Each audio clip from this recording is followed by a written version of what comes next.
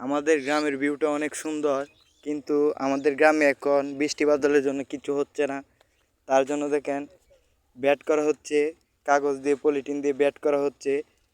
এই ব্যাটের নিচে ধনিয়া পাতা ফেললে, এখন ধনিয়া পাতা অনেক দাম হয় না, কিছু কিছু সংখ্যক হয়। 5 কেজি ধনিয়া পাতার বীজ পালালে 1 কেজির মতো হয়, আর ওইগুলো মরে যায়। তার জন্য আজকে খেতে ব্যাট করা হচ্ছে। দেখেন আমাদের গ্রামের ভিউটা অত্যন্তিক সুন্দর। আমাদের এলাকায় ব্যাট কিভাবে করে তা আপনাদের নিকট শেয়ার করব। দেখেন মাটি প্রথম চুয়ানো হয়েছে, তারপরে এটাকে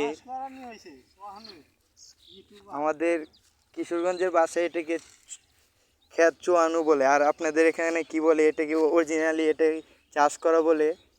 এখানে নাঙ্গল দিয়ে চাষ করছে, তারপরে এগুলা সুতা দিয়ে তা বেঁধে তারপরে এভাবে ব্যাট করি।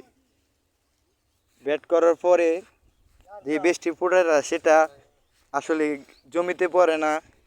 দেখেন এগুলার সেম অবস্থা হবে ওইগুলার সাথে। বৃষ্টির ফোঁটা তার নিচে পড়ে না, তার জন্য এখানে যে ধনিয়ার পাতা কিন্তু বর্ষাকালে হয় না, তার জন্য আসলে আর কি ব্যাট করা। আগে হয়তো আমার ইউটিউবে কোনো ভিডিও নেই, কিন্তু ইদানিং আমি আপনাদের সাপোর্ট পেলে ইউটিউবে সবসময় প্রতিনিয়ত ভিডিও দিব, আর আমাদের গ্রামের দৃশ্যগুলো আপনাদেরকে দেখাবো। পলিথিন দেওয়ার পরে তারপরে নিচের অবস্থাটা এরকম হয়। যারা আগে জানেন না ব্যাট কীভাবে করে, আজকে পুরো ভিডিও দেখে নিতে পারবেন ব্যাট কীভাবে করে। ব্যাট করার পরে চারকোনা ভালো করে রশি দিয়ে বেঁধে দিয়ে তারপরে এটাকে আবার উপর দিয়ে বেঁধে দেওয়া হবে। তারপরে এটার নিচে বীজ পালানো হবে। যে সময় যেটা দরকার, সার প্রয়োগ করা দরকার, সেই সময় সেটা করে আর কি।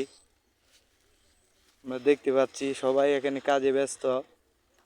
আমিও মোটামুটি কাজ করতেছি এদের সাথে, আপনাদের সম্মুখে তুলে ধরার জন্য এই ভিডিওটা। এই ব্যাট যেভাবে করছে সেমভাবে এটা করবে, ওটা করবে, তারপর একটা করবে, এভাবে 6টা ব্যাট হবে। আর এই ব্যাটের নিচে যে কোনো কিছু কিন্তু ফসল আবাদ করা যায়। আর এটা আপনাদের নিকট তুলে ধরলাম প্রথম ভিডিও। সবাই আমার ভিডিওগুলো দেখলে লাইক কমেন্ট শেয়ার করবেন এবং নতুন অবস্থায় সবাইকে সাপোর্ট করবেন। শুধু আমি একা না, সবাইকে সাপোর্ট করবেন ইনশাল্লাহ। আপনাদের পাশে পাবেন আমাকে সবসময়। আর অথেন্টিক ভিডিওগুলো দিয়ে যাব আপনাদেরকে, গ্রামের ফসলি জমির সব কিছু দিয়ে যাব ইনশাল্লাহ।